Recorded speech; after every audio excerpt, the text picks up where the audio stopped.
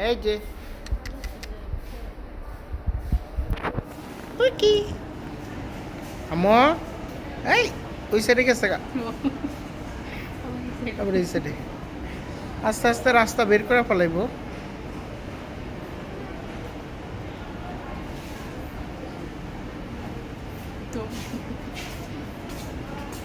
আম্মু এই যে এই আম্মু আম্মু